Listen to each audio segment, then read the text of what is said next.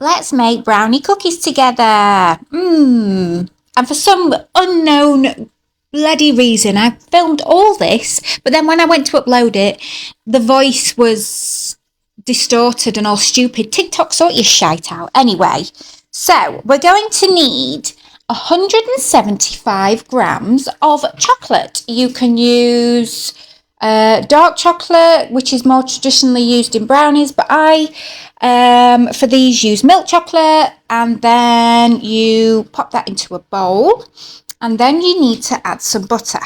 100 grams of the stuff. I use salted, and this is real block butter as well. I think you can probably use Marge if you haven't got anything else. Wouldn't advise it though. I'm not a Marge lover in bakes. It has to be the proper stuff. So 100 grams of that in with the chocolate, and then pop that into the microwave and melt it.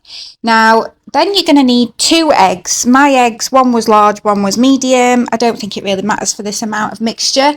So 2 eggs into a bowl, and then 50-ish grams of white sugar. I've used granulated here, and then 165 grams of soft brown sugar. Both into a bowl. No, that's a hardware store. Whisk your ingredients together, your eggs and your sugar, till it's nice and frothy. I think I'm explaining there that you can do it by hand, but you need muscles if if you're doing it that way. So I use my electric hand whisk, and look how lovely and fluffy and airy and buttery and lovely that is. Also, here's the melted butter and butter and chocolate. I think we have to leave this to cool for a little bit before you add it to your egg mixture, because you don't want it to heat the eggs and basically make an omelette.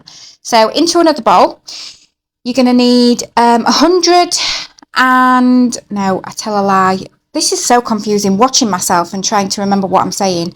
75 grams of plain flour, 21 grams of cocoa powder, and 1 teaspoon of baking powder. Now, this was a little bit alien to me because I don't use baking powder in my brownies, but maybe it's something to do with just the small quantity we're using in the cookies, but they turned out really good. Anyway, so give that little concoction a mix together so that when we do add it to the wet ingredients, it's all distributed evenly. What I will say is it's quite good that the voiceover messed up, because I made a mistake. I baked them too long, so I will tell you the correct time to bake them for. So now the chocolate mixture has cooled, add it into the other wet mixture, so the eggs and the sugar.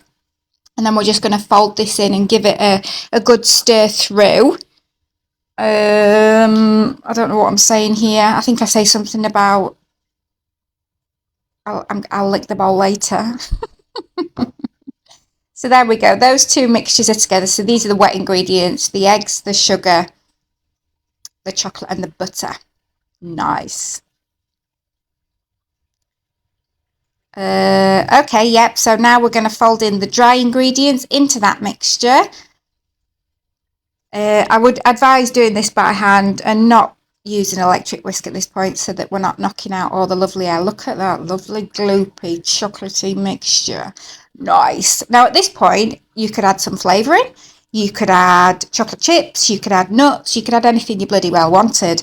I've got loads of these mini M&Ms to use up. And also, disclaimer, these aren't for customers, these are just Becky having a bit of a play, hence the hair down, etc, etc.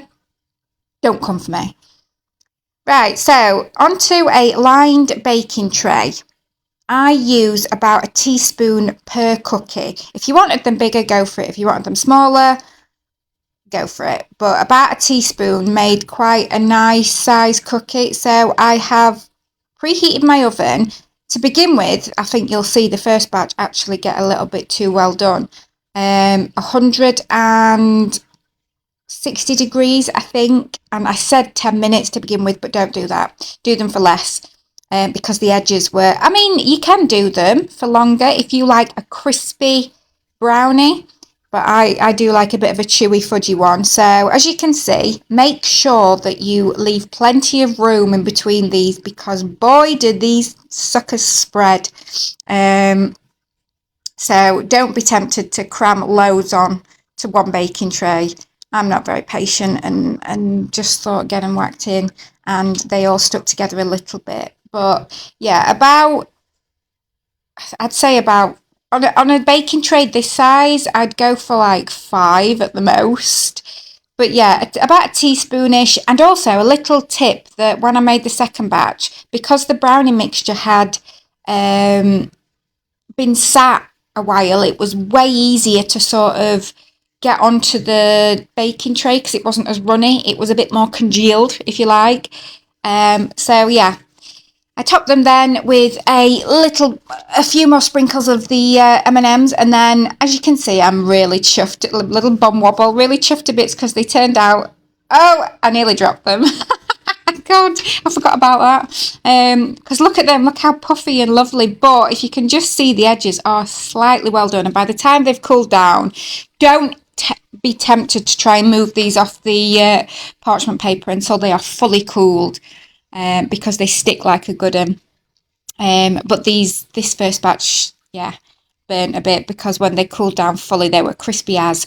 But as you can see, if they do spread as well, a good tip, get a cookie cutter and just sort of manipulate the edges so that it like brings them back to kind of like a round shape, if that's what you're aiming for. If you're going for something a bit contemporary and a bit spready, then leave them as they are.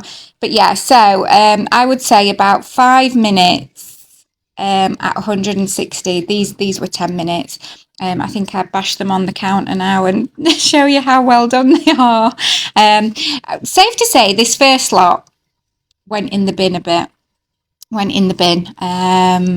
Because they were a little bit too crunchy and crispy. They did, to be honest though, they didn't taste burnt. They were just a bit crunchy. So a little bit less time in the oven, and Bob's your uncle, Fanny's your aunt. There you go. Bit of a chaotic recipe, but they actually turned out really well.